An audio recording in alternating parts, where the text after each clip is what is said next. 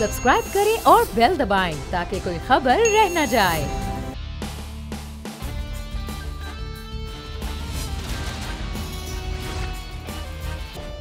अस्सलामुअलैकुम। The special report with Mudassar Iqbal के साथ हाजिर खिदमत है। नाज़रीन, आज एक बड़ा अहम वाक़या बलूचिस्तान के इलाके योब में पेश आया है, जहां पर दहशतगर्दों की जानिब से फ़ौजी छावनी पर हमले की कोशिश की गई, लेकिन पाकिस्तान के अफवाज के जवानों ने अपनी जानों का नजराना देकर इस हमले को नाकाम बनाया। इस हमले में चार फ़ौजी जवान शहीद हुए, जबकि 5 जख्मी भी हुए और दहशतगर्दों को भी मारा गया। और साथ ही साथ 2 दहशतगर्दों की तलाश के लिए ऑपरेशन भी जारी है। किसी भी किस्म के इस तरह के हमले जो हैं वो मुसलसल पाकिस्तान की अफवाज, पाकिस्तान की आवाम और ख़ास तौर पर बलूचिस्तान के अमन को तबाह करने की जो कोशिशें की जा रही हैं, उस पर सख्त रद्द-ए-अमल और फौरी रद्द-ए-अमल पाकिस्तान की अफवाज का वो सामने आ रहा है। आज भी एक बड़ा हमला था जिसको पाकिस्तान की अफवाज ने नाकाम बनाया है और फौजी जवानों ने अपनी जानों का नजराना पेश किया है।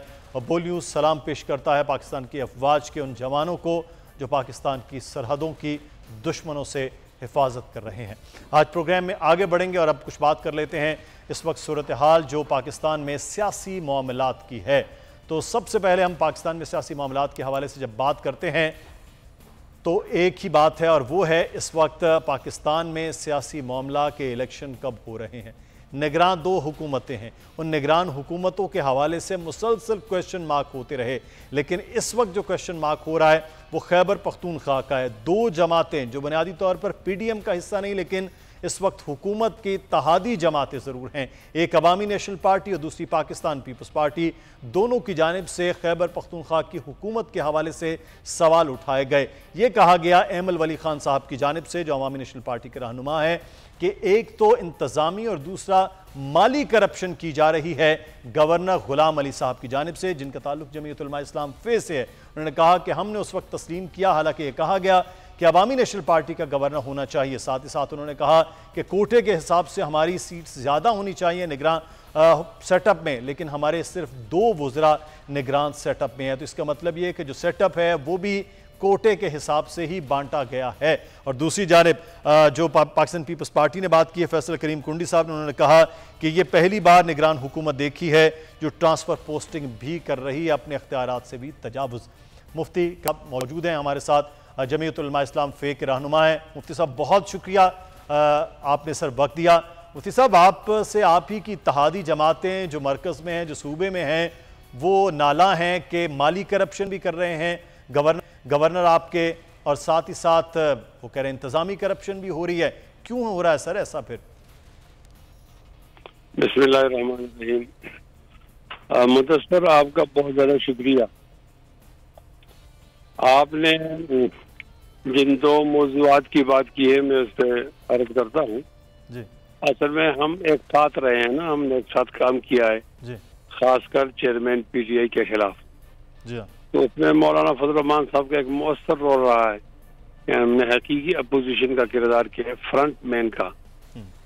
तो 11 मिलियन मार्चेस और धरना और PDM का बनाना, ये हमारा क्रेडिट है। और वो कामयाब इत्तेहाद था और है, जिसकी बुनियाद पर चेयरमैन PTI को घर जाना पड़ा और दूसरी किस्त में उनको सियासत से नॉकआउट होना पड़ा। तो ये हम कोलीग हैं, मुस्लिम लीग नून और पीपल्स पार्टी और ANP, खासकर वो हमारे इलाके की जमात है, हमारे खित्ते की पार्टी है। तो ये तमाम काम, कौन वजीर आजम हो, कौन सदर हो, कौन स्पीकर हो, वजीर हो, गवर्नर हो, ये मुश्तरक हुआ करते थे, ये किसी एक जमात के नहीं होते थे। तो हाजी गुलाम अली साहब भी हमारे मुश्तरक गवर्नर थे, बल्कि NP वाले ने तो उनको उनसे इत्तेफाक भी किया था, एक लिहाज से तजवीज़ भी किया था, बिल्कुल की थी। अब मुझे यूँ लगता है कि उनको ये एहसास हो गया है कि हाजी गुलाम अली साहब वो सिर्फ जमीयत उलमा इस्लाम के गवर्नर रह गए हैं और हमारे गवर्नर नहीं है, यानी वो रवैये की शिकायत हो गई है। तो रवैये की शिकायत को इस तरह ताबीर किया गया जिस तरह आपने कहा, ऐसा हकीकत में नहीं होगा, इसलिए कि हम नजरियाती जमात हैं, हम करप्शन की बुनियाद पर आगे नहीं आते। और हमारे जमात के अंदर एहतसाब का मामला भी है अगर कोई ऐसी बात होती है हम खुद गर्ज करते हैं। मुफ्ती साहब, ये तो अहमद वली साहब ने, अहमद वली साहब का भी, जी अहमद वली साहब के खुद भी और फिर कुंडी साहब ने भी, उन्होंने कहा ट्रांसफर पोस्टिंग जिस तरह से हो रही निगरान हुकूमतों में वो भी बड़ा अजीब मामला है। और कुंडी साहब का और मौलाना साहब का हल्का भी इलेक्शन के हवाले से एक है, वो भी आप जानते हैं। और दूसरा अहमद वली साहब कह रहे हैं कि माली करप्शन, इंतज़ामी करप्शन और सीधा गवर्नर साहब पर उनका एतराज़, तो ये अलार्मिंग सिचुएशन। वो कह रहे हैं कि ये भी मौलाना साहब कह रहे हैं कि अगली हुकूमत सूबे में हमारी होगी, इलेक्शन होगा तो फैसला होगा। मौलाना साहब कैसे कह सकते हैं जो जीतेगा वो हुकूमत बनाएगा? देखिए, मैं एक बात आपको वाज़ेह कर दूं, आप मुझसे भी उसी तरह सवाल करें और उनसे भी उसी तरह सवाल करें। हमारे और एमपी के दरमियान दुश्मनी का मुस्तकिल मोर्चा नहीं है। आर्जी तौर पर हमारे शक्ल रंजियां पैदा होती हैं। सही। हमारा तारीखी पस मंजर भी एक है, हमने आज़ादी की तारीख एक साथ चलाई है, बात भी हम एक साथ रहे। ठीक है, हमारा कई हल्कों में मुकाबला भी होता है, कई हल्कों के अंदर हम इसको वोट भी देते हैं। अब भी हम ये पिछले 5 साल में एक साथ रहे हैं, तो मुस्तकिल मोर्चा नहीं, आर्जी है। और मैं समझता हूँ कि दोनों तरफ जिम्मेदार क़यादत है, वो इस आर्जी मोर्चे को भी यानी इस माहौल को भी ठीक कर लेंगे। एक बात, पोस्टिंग ट्रांसफर की बात आपने की है, तो पोस्टिंग और ट्रांसफर तो ऐसा है कि चेयरमैन पीटीआई ने गलत मौके पर इन सिमनियों को तोड़ा, तो वो मुद्दत लंबी हो गई। तो मुद्दत जब लंबी हो गई तो फिर रोजमर्रा के मामूलात तो होते हैं, काम तो होता है, तो फिर ये मजबूरी हुई। आम तौर पर तो निगरान लोग तो आते हैं 60 दिनों के लिए, 90 दिनों के लिए, तो ये ज्यादा दिनों के लिए आए, महीनों के लिए आए, तो इसलिए पोस्टिंग ट्रांसफर हुई। अब मैं तो समझता हूँ जो लोग इंतजामी तौर पर समझते हैं, तो गवर्नर का तो कोई ऐसा काम नहीं है कि वो पोस्टिंग कर सके, वो ट्रांसफर कर सके। वो उसको कहना पड़ता है वजीर आला साहब को। वजीर आला साहब न माने तो पाबंद भी नहीं है, वो आईनी सरबराह है। पता नहीं कैसे मालूम। एक बात है कि हमारे वजीर आला साहब नजर नहीं आते मीडिया में, हमारा गवर्नर जरा मुतहरक है तो लोग समझते हैं कि वो सारा गवर्नर राज है और इनकी चलती है, ऐसा नहीं है। ठीक है, उनको अच्छा मुफ्ती साहब बिल्कुल आपने वजाहत फरमा दी। मैं एक चीज आपसे ये जानना चाहूंगा, नाराजी नजर आ रही थी जमीयत उलमा इस्लाम फेक की मुस्लिम नून के साथ, खासतौर पर क्योंकि पीडीएम के सरबराह मौलाना साहब हैं, उनको बातचीत में नहीं लिया गया। ये कहा गया कि जिस तरह आपने भी अभी फरमाया कि धरने, एहतजाज, मैन पावर सारी की सारी JUI फेक की थी, लेकिन बातचीत दुबई में हुई, उनको हिस्सा नहीं बनाया गया। इस बात पे जो नाराजी थी वो कोई कम हुई है मुस्लिम नून के साथ खासतौर पर, और बिलुमूम पीपल्स पार्टी के साथ भी? मैं इसका भी जवाब देता हूँ, लेकिन आप इजाजत से मैं पहली बात मुकम्मल करूँगा। जी, इसमें आपका भी फायदा है और हमारा भी फायदा है। तो अगर बिल्कुल हमारे एमपी के दोस्तों को वाकई नजर आता है कि ये इंतजामी करप्शन का, तो मैंने ये कह दिया, एक शख्स के पास इख्तियार ही नहीं है किसी की पोर्ट पर तब्दीली लाने का। न वो IG बदल सकते हैं, न वो DPO बदल सकते हैं, न DCO बदल, उनको तो मुताल्लिका शख्स को कहना पड़ता है। तो रिक्वेस्ट को न माना जाए, जब रिक्वेस्ट का तो माना ये है एक्सेप्टेड और रिजेक्टेड, तो वो तो ऐसी बात है। जो आपने इंतजामी करप्शन की बात की और रह गई है माली करप्शन की, मैं नहीं समझता कि एक आदमी इतनी जिम्मेदार ओहदे पर हो और वो बहुत ज्यादा मालदार आदमी भी हो तो उसको करप्शन की क्या जरूरत है। अगर हमारे NP के दोस्तों को वाकई ये लग रहा है तो फिर मैं दरखास्त करूंगा कि इन बातों को मीडिया की जीनत न बनाएं, मुताल्लिका फॉर्म पे जाएं, वहाँ मुताल्लिका फॉर्म पे जाएं, आप वहाँ केस करें, इंक्वायरी करें, तो इंशाअल्लाह अगर वो पाक हुए तो वो सफाई दे देंगे। ये एक बात तो ये हुई। दूसरा आपका सवाल हुआ मुस्लिम लीग नून की तरफ, तो ये ना कुछ लोगों के हमसे शिकायतें हैं और कुछ लोगों को हमसे शिकायत है। ये इसलिए होता है कि हमारी एक जमात नहीं है, हमारा इत्तेहाद है, हमारा झंडा भी अलग है, हमारा एजेंडा भी अलग है। तो जाहिर है सफर के अंदर कुछ मुश्किलात तो आ जाती हैं। अब एक जमात होती तो बहुत सारी बातों से दस्तबरदार होना पड़ता है। इस तरह हमें कोई शिकायत हो गई थी, इस तरह इनको भी शिकायत हो गई है। मैं ये अर्ज कर रहा हूँ कि हमारा एक ऐसा रोल था जिसको नजरअंदाज नहीं किया जा सकता। फिर हम ऐसा मुतालबे भी नहीं किया कि आप जो कुछ करते हो हमसे पूछ के करो, हमसे इजाजत लेके करो या हमसे मुशावरत करके करो। हम तो कहते हैं आप एतमाद में लो। एतमाद का माना ये कि भाई अब बस से हम उतरेंगे तो मैं कावे खाना जाऊंगा, या मैं बस पे उतरूंगा तो अड्डे से सीधे मैं सब्जी मंडी जाऊंगा। इसको कहते हैं एतमाद में लेना। अगर ये दो बड़ी पार्टियों वाले एक जिम्मेदाराना किरदार अदा करके मौलाना फजल रहमान साहब को एतमाद में ले दे तो सियासत की अच्छी और सेहतमंद रिवायत होती। उन्होंने नहीं लिया तो ये गैर सेहतमंद रिवायत है।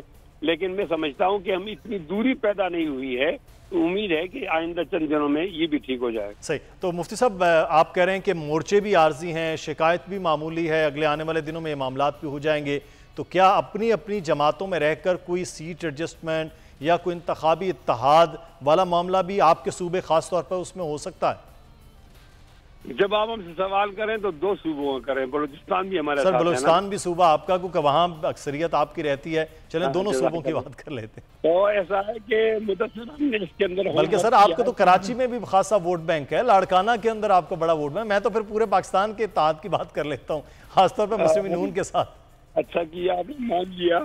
हमारी जमात जो है वो पीपल्स पार्टी और मुस्लिम लीग नून से बड़ी जमात है, लेकिन मुख्तदर हल्के हमें टुकड़े कर लेते हैं। खैर ये और बहस है, इस वक्त इसका ये मौजू नहीं है। ऐसा है कि जो हमारा होमवर्क है वो और तरह कैसे है। हमने 3 कैटेगरीज बनाई हैं। एक को हम कहते हैं ए कैटेगरी, दूसरे को बी और तीसरे को सी। ए कैटेगरी हमारी वो होती है कि हम उसके अंदर हमारे हालात अच्छे होते हैं और हम कोई भी उम्मीदवार खड़ा कर दे तो वो आसानी से जीत जा सकता है, और ये नतीजा आया है। वहाँ पर 2018 में भी अच्छा नतीजा आया है और 2013 में भी 8 और 2002 में भी जी। ये हम एक कैटेगरी से एतबार से उसको जानते हैं। बी वाला ऐसा होता है कि हम उम्मीदवार पर डिपेंड करता है कि अगर हमारा उम्मीदवार कुछ लोग वोट अपने साथ लेकर आए तो उस सीट से हम जीत सकते हैं, तो वहाँ तो उम्मीदवार का किरदार ज्यादा होता है। और तीसरे नंबर पर वो है कि हमारा वोट बैंक तो पड़ा होता है, लेकिन वो खुद जीतने के काबिल नहीं होता, अलबत्ता किसी को जितवाने के काबिल होता है। तो उसके अंदर हम उन जमातों से इत्तेहाद कर दें जो नजरियाती तौर पर हमारे करीब है। तो एक कैटेगरी में तो हम किसी के साथ इत्तेहाद नहीं करेंगे। जो साथी भी हमारा मुकाबला करना चाहे तो वो कहते हैं कि दिल माशाक, चश्मे मारोशन और दिल माशाक, तो वहाँ ये मामला हो सकता है। मैं शुक्रिया अदा करूंगा मुफ्ती किफायतुल्लाह साहब, आप हमारे साथ जमीयत उलमा इस्लाम फेक के रहनुमा।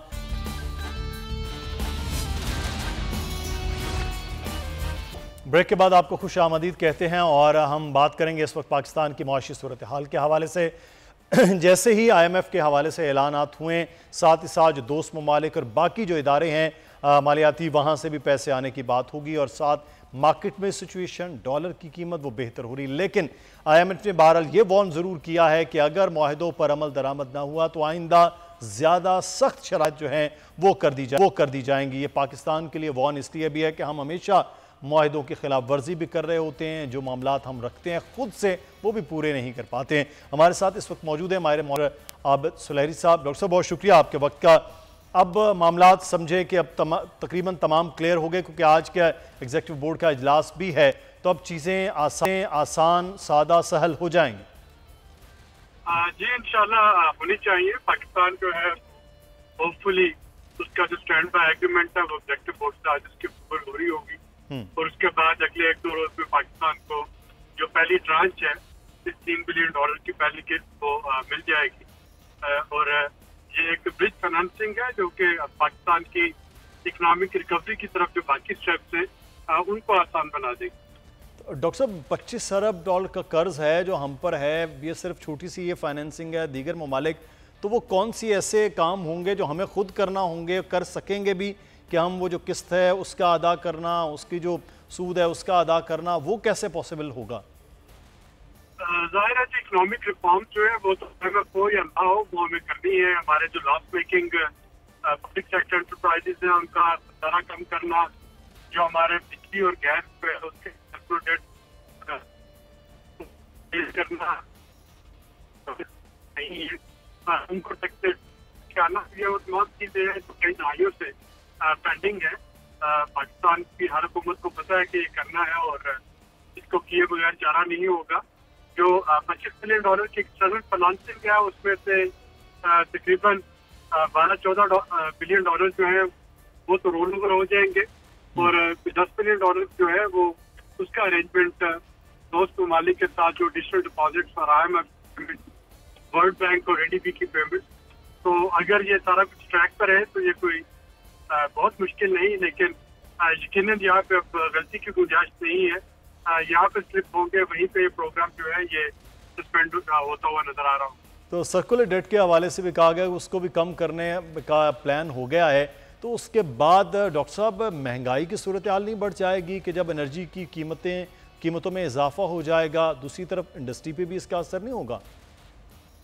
जी, इसके इंफ्लेशन इम्पैक्ट आएंगे और जब बिजली के टैरिफ बढ़ेंगे, गैस के टैरिफ बढ़ेंगे, जब टैक्सेशन बढ़ती है तो जाहिर है तो उससे महंगाई जो है उसमें इजाफा होता है। उस महंगाई को काबू पाने के लिए जब स्टेट बैंक का इंटरेस्ट रेट बढ़ाया जाता है तो जो क्रेडिट अवेलेबिलिटी है वो महंगी होती है। लेकिन इस वक्त आपके पास चॉइस कोई नहीं है। आपके पास या तो चॉइस थी कि सितंबर के बाद डिफॉल्ट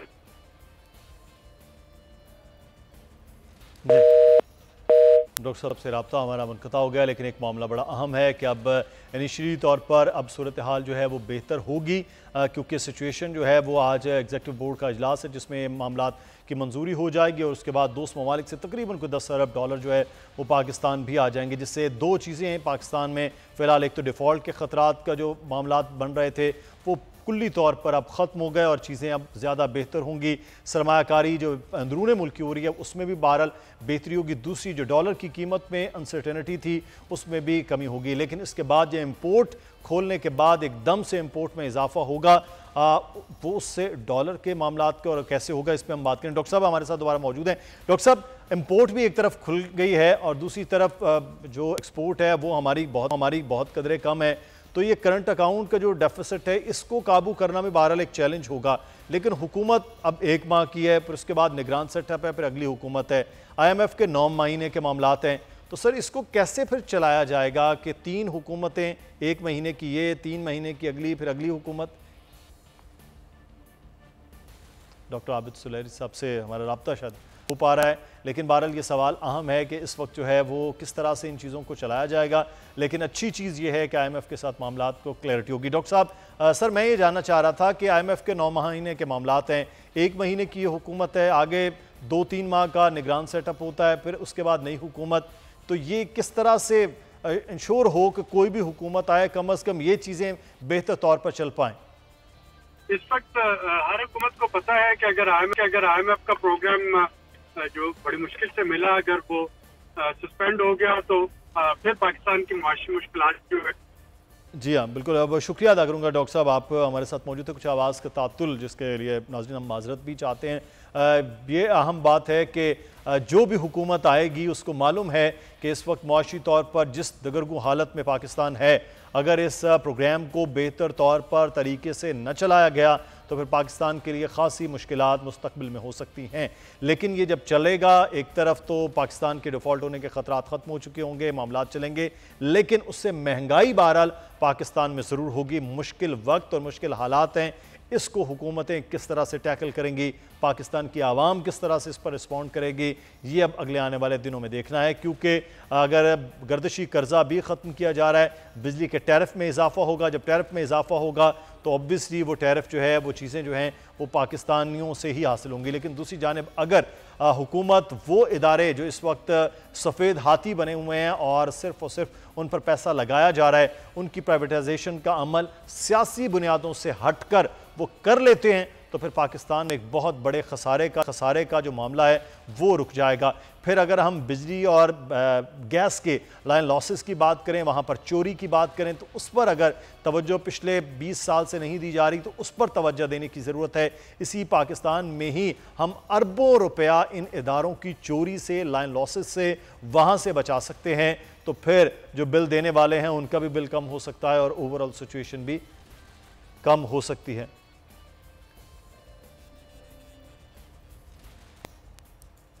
और हम बात करेंगे इस वक्त खेल के मैदान के हवाले से कि पाकिस्तान एक तरफ एशिया कप और उसके बाद वर्ल्ड कप के मामलात हैं। हमारे साथ इस वक्त मौजूद हैं सीनियर सहाफ़ी, sports journalist, anchor person Naseem Rajput साहब हमारे साथ हैं। सिम भाई, पाकिस्तान ने दावत दी, उन्होंने कबूल तो की, लेकिन वहाँ से जो रवैया बाकी जगहों से आ रहा है वो खासा नालायक कि सियासत खेल मिक्स कर दिया गया है। पाकिस्तान को अब क्या करना है एशिया कप के हवाले से खास तौर पर, और फिर अगला आने वाला जो वर्ल्ड कप है उस पर? देखिए, मेरी जाती राय में तो जो आप अप्रूव करा चुके हैं बस उसी पे काम करना चाहिए। आप जो एशिया कप के 4 मैचेस पाकिस्तान में हो रहे हैं वो भी बहुत लड़के हासिल किए गए, आपको खेल लेने चाहिए। और वर्ल्ड कप पे अब तो मिकी आर्थर भी कह चुके हैं कि भाई जहां मैचेस हो रहे हैं देखें हम अपनी टीम का मोरल कम करते हैं जी, हम चेन्नई में जाके स्पिन ट्रैक पे अफगानिस्तान से नहीं खेलेंगे, हम छोटे ग्राउंड में ऑस्ट्रेलिया के पावर हिटर्स हैं, हम उनसे बेंगलोर में नहीं खेलेंगे। हमें जहां मैच है हमने जाके खेलना है, हम कोई मेजबान नहीं है, हमारा जहां मैच रखा जाएगा हमने जाके वहां पे खेलना है। मैं एक बात या मुदस्सिर भाई जरूर करूंगा, हम अपनी क्रिकेट का मजाक बना रहे हैं। देखिए 7 महीनों में 3 चेयरमैन बदल दिए, वो अपनी जगह पर है, लेकिन जब 4 महीने के लिए इससे पहले नजम सेठी साहब को टास्क सौंपा गया था तो एहसान मजारी साहब ने उस वक्त बात क्यों नहीं की? एहसान मजारी साहब कहते कि भाई ये हाइब्रिड मॉडल बेहतर नहीं है, सेठी साहब ये नहीं मनवाएं, इस पे नहीं जाएं, या बाकी मामलात के ऊपर। अब आज वो बात कर रहे हैं कि जी 4 मैच क्यों, पूरे एशिया कप यहाँ होना चाहिए, वो पिछले 3 दिन से ये बात कह रहे हैं। और ऐसे वक्त में कह रहे हैं कि जब Zaka Ashraf international cricket council की मीटिंग में शिरकत के लिए जा रहे हैं। मेरी जो इत्तलात है उनके मुताबिक पाकिस्तान ने एक तो भाई जेशा अगर पाकिस्तान आप ही जाते हैं तो कौन सा कोई बहुत बड़ी खबर है हमारे लिए, या ज़का अशरफ अगर वर्ल्ड कप पे खेलने चले जाते हैं तो हमारे लिए खबर नहीं है। खबर होती कि हाँ जी कुछ तिजारत पे बात हुई पाकिस्तान भारत पे, या अगर बात हुई कश्मीर के इशू पे बात की, कोई सियासी इशूज पे बात की, वो तो होना ही नहीं है। उन्होंने एक कप चाय यहाँ पीनी है, आपने एक कप चाय वहां पीनी है। लेकिन अगर आप अपने स्टेटमेंट में ये कहते कि हमने जेशा समेत तमाम इंटरनेशनल क्रिकेट काउंसिल के बोर्ड को मदऊ किया है, ओपनिंग सेरेमनी में मदऊ किया है और उन्होंने हमारी दावत कबूल कर ली है, देखिए 2 अलग स्टेटमेंट हो जाते हैं। एक मैं दे रहा हूँ, मैंने उन्हें दावत दी, एक मैं कह रहा हूँ उन्होंने मान ली है, तो मैं उनका भी बयान खुद दे रहा हूँ। हमें जरूरत नहीं है ऐसे वक्त में कोई भी बयान देने की जब नरेंद्र मोदी की हुकूमत अगले साल इलेक्शन में पार्टिसिपेट कर रही है इंडिया में। वहां तो ये फायदा इस बात का उठा लिया जाता है। अच्छा नसीम भाई, मैं पाकिस्तान टीम के हवाले से, अब टीम ने आगे एशिया कप भी आ रहा है लेकिन श्रीलंका का दौरा है जिसका आगाज हो, श्रीलंका दौरा, टीम, टेस्ट मैचेस आप किस तरह देख रहे हैं? टीम का मोराल और चीजें, एशिया कप में हम फाइनल खेलते हुए नजर आ रहे हैं। देखिए एशिया कप का फाइनल हमें खेलना चाहिए, बिल्कुल खेलना चाहिए। इसकी जो सबसे बड़ी वजह ये, जैसे अभी आपने इस टेस्ट सीरीज की बात की, जो 2 टेस्ट मैचों की हम श्रीलंका में खेलने गए, इस सीरीज के फौरन बाद एशिया कप है, तकरीबन ज्यादा वक्त नहीं है इसके दरमियान में, तो हमारे प्लेयर्स को उन कंडीशन में, ह्यूमिड कंडीशन में खेलने का अच्छा एक्सपीरियंस मिल जाएगा।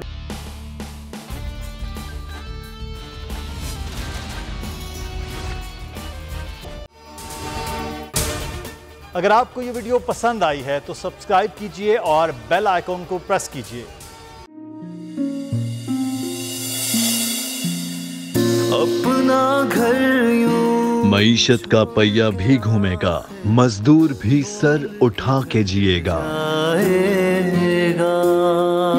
खेतों में हरियाली लहराएगी, किसान भी खुशियां समेटेगा, वक्त गुजर उम्मीद के चिराग जलते रहेंगे, महंगाई से भी जान छूटेगी, फैसले की घड़ी पाकिस्तान जीता है और पाकिस्तान ही जीतेगा, बोल बनेगा अवामी मसाइल की आवाज, कठिन फैसले बात होगी मसाइल की लेकिन हल के साथ। देखिए खुसूसी नशरियात मिशन मईशत बुध के रोज 1 बजे सिर्फ बोल न्यूज पर। सब्सक्राइब करें और बेल दबाएं ताकि कोई खबर रह न जाए।